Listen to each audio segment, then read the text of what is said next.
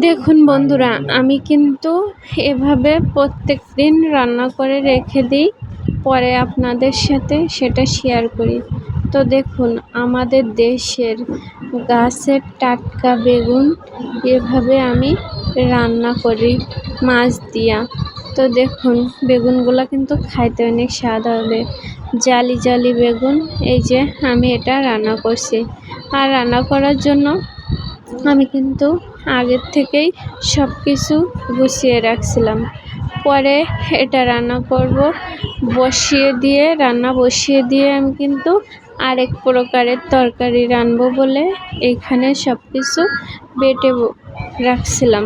তো দেখেন, আমাদের গ্রামে কিন্তু এই যে এটা দিয়ে নোংরা দিয়ে পাটা খুব কম ব্যবহার করে। তো দেখেন, এদিকে আমার তরকারি কি করছে, তাই আমি আবার দেখতে চলে আসলাম। তো তরকারিগুলো হতে আছে, যাই হোক। তো আমি আবার এই যে বাটা শুরু করলাম। তো এই যে আমার প্রায় বাটা শেষ। তারপর হঠাৎ দেখি এই যে বাজার থেকে চলে আসছে। তো কি কি আনছে এগুলো আপনাদের একটু দেখিয়ে নিই। এই যে এগুলা শুকনা মরিচ আনছিল, আর হচ্ছে এই যে পান সুপারি, একটা আম আনছিল, এই যে বাবুর খাবার আনছিল। দেখেন, এই যে এই খাবারগুলা কি অথবা আমি নাম জানি নি। আর এই যে গোজা আনছিল, পরে এগুলো আমি পলিথিন থেকে বাইর করে নিয়েছি। তো দেখুন, এই যে আমটা কিন্তু প্রায় আধা কেজির মতো হবে। তো এই আমগুলা কিন্তু এখন খাইতে স্বাদ লাগে না। আমগুলো টকও না, মিষ্টিও না, যেমন কেমন জানি লাগে। আর এই যে গোজাগুলা নিয়ে আসছিলো, তো আমি অনেক গোজা পছন্দ করি, তাই এগুলা নিয়ে আসছিলো। যাই হোক, এই যে রেখে দিলাম। দেওয়ার পরে আমি কিন্তু আবার রান্না করতে চলে যাব রাতের জন্য। তো এই যে রাতের জন্য বেশি কিছু রান্না করব না, আলু ভাজি করব গুঁড়া মাছ দিয়ে। তো দেখেন, আমি এইখানে আলুগুলা কুচিয়ে নেব, পেঁয়াজ রসুনগুলা কুচিয়ে নেব। তো এই যে আমি প্রথমে পেঁয়াজ রসুনগুলা ছিলে তারপরে কুচিয়ে নেব। তো দেখেন, এই যে আমার এইখানে পেঁয়াজ রসুন ছিলা শেষ। তো এখন আমি পেঁয়াজ রসুনগুলা সুন্দর করে কুচিয়ে নেব, তারপরে আলুগুলা কেটে নেব। এদিকে সবাই কিন্তু বসে আছে রাতের খাবারটা খাওয়ার জন্য। তো রান্না না হলে কিভাবে খাবে? যাই হোক, আমি এদিকে মনোযোগ দিলাম, কারণ আমি এখন যদি রান্না না করি সবার খাওয়া কিন্তু বন্ধ হয়ে যাবে।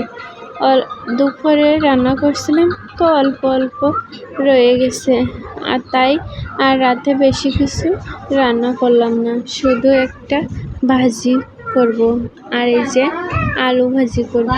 আর আমার কিন্তু আলু ভাজিটা কিন্তু অনেক ফেভারিট, আর তাও যদি হয় সাথে গুঁড়া মাছ দিয়ে। তো এই যে আমি এই যে আলুগুলা, পেঁয়াজ রসুনগুলা আস্তে আস্তে কেটে নিলাম, কুচিয়ে নিলাম। আর আলুগুলা কিন্তু আমি আগের থেকে কুচিয়ে রেখে দিছি। তারপর পেঁয়াজ রসুন এভাবে সুন্দর করে কেটে তারপরে এই যে জালির ভিতর রেখে দিলাম। তো যাই হোক, এবার পেঁয়াজটা কেটে শেষ করব। তো এই যে পেঁয়াজগুলো দেখতে বড় বড় আছে, কিন্তু ভিতরে নষ্ট। তো যাই হোক, নষ্টের জায়গা ফেলাই দিয়ে পরে আমি এই যে পেঁয়াজটা কুচিয়ে তারপরে আলুর সঙ্গে দিয়ে রাখবো।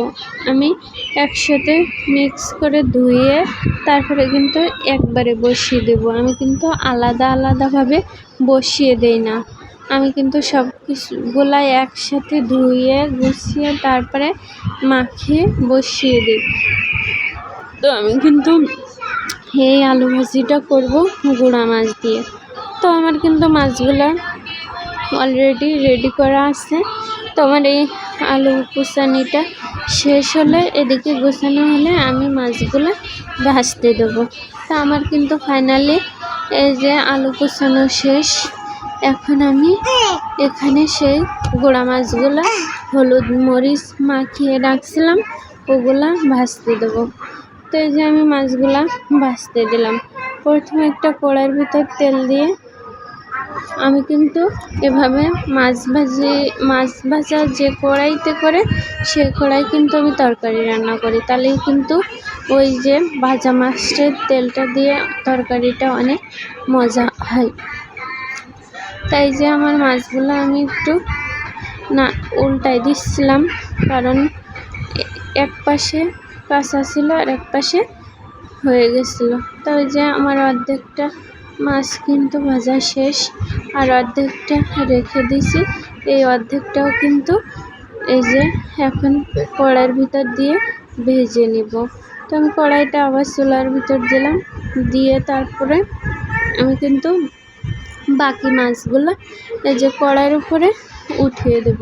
তো আমি সুন্দর মতো কড়াইতে যে কাঁটাগুলো ছিল মাছের উঠিয়ে ফেলে দিয়েছি, না উঠালে কিন্তু ওগুলা জাল পেয়ে পড়ে যাবে। তাই হচ্ছে আমি ওগুলা সুন্দর করে উঠাই আর একটু তেল দিয়ে একটু নাড়াচাড়া করে বাকি মাছগুলো আমি তাতে দিয়ে দেব। তো এই যে আমি বাকি মাছগুলো দিয়ে দিলাম, দিয়ে এই যে কিছুক্ষণ রেখে দেব, দিয়ে কিন্তু আমি উল্টিয়ে দেব, কারণ এই যে একটু ফেলাই মতো দিব, তাহলে মাছগুলো কিন্তু আমার সুন্দর করে ভাজা হয়ে যাবে।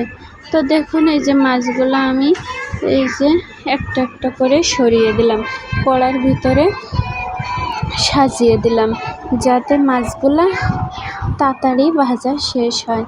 এদিকে আমি মাছগুলো ভাজিয়ে দিয়ে ঘরে চলে আসলাম। এসে দেখি আমার বোনে ফুল আঁকাচ্ছে। তো আমি ভাবলাম আমার কাছে দিয়ে আমি একটু আঁকিয়ে দিই, সুন্দর করে একটা প্রজাপতি আঁকিয়ে দিব। তো আমি তরকারিটা কিন্তু বসিয়ে দিয়ে ঘরে এসে তারপরে ওর বলছি, ও তো দেবেই না।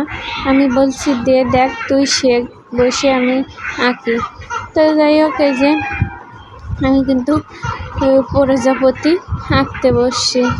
তো দেখেন আমি কিন্তু এইভাবে প্রজাপতিটা আঁকি। তো কি সুন্দর হচ্ছে নাকি কমেন্টে বলে যাবেন, আর কে কে এভাবে। তো আমি ভাবলাম যে আরেকটা ফুল আপনাদের সাথে আঁকানো শেয়ার করি। তো দেখেন আমি কত সুন্দর করে এই যে ফুল আঁকতেছি। প্রথমে আমি কিন্তু 3টা ফোঁটা দিয়ে নেব, আর এমন একটা ফুল আঁকাবো, আপনারা আঁকছেন কিনা আমি জানি না, যেহেতু আমি আঁকিয়ে দেখাবো। আর এই যে আমার সব কিছু করা শেষ হলে তারপরে আমি এসে কিন্তু এগুলা করছি।